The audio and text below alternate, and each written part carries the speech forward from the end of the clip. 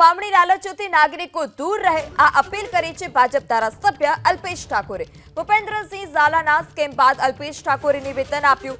એકાતીન નહીં પરંતુ ડ્રો અને સેવાના નામે અનેક જગ્યાએ કૌભાંડ ચાલે છે। આ ડ્રોમાં ટ્રેક્ટર અને ગાડીની લાલચ અપાય છે, જેમાં એક ડ્રો માટે હજારો લોકો ટિકિટ હજારો લોકોને આપવામાં આવે છે।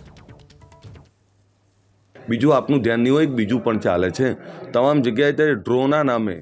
અને ડ્રો જુઓ, એક ટ્રેક્ટર હોય, એક ગાડી હોય અને એક લાખ લોકો ટિકિટ લે, આ પ્રકારનું પણ એક સેવાના નામે બહુ મોટું ચાલે છે। ત્યારે આવી બધી બાબતોથી દૂર રહો। હું લોકોને કહું છું કે આવું વર્ષોથી ચાલ્યું આવે છે। હું નાનો હતો ત્યારે એકાબેનું અમારે ત્યાં આવતા, એટલે અમારા ત્યાં હું રાણીપ રહું, ત્યાં એવું આવતું કે તમને જ સોફા આપવાનો છે, તમને જ ખુરશી આપવાની છે, તમને જ ડબલ કરી આપવાના છે।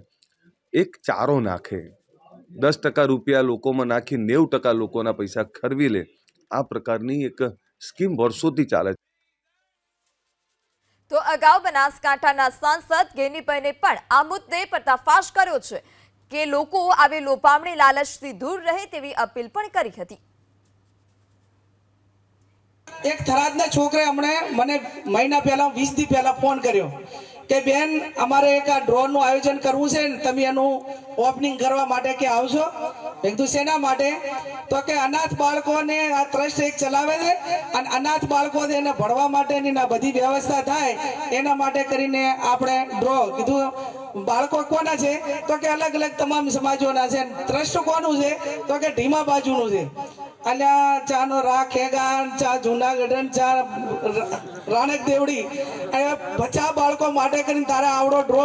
ઠાકોર સમાજની દીકરીઓને દીકરાઓને ભણવા માટે હોસ્ટેલ નથી, એની ફી ભરી કહેતા નથી, અને તારા 50 બાળકો માટે કરીને આવડો મોટો ડ્રો કરવો છે। એટલે હું આ વાતમાં એગ્રી નથી, પણ એને આકડે કીધું પણ કે બેન અમારો એમાં વ્યક્તિગત સ્વાર્થ છે કે અહીંયા 11 લાખ હાલવાના ને બીજા અમારે લેવાના છે, એટલે આ ડ્રોની સિસ્ટમો આવી હોય પાછી।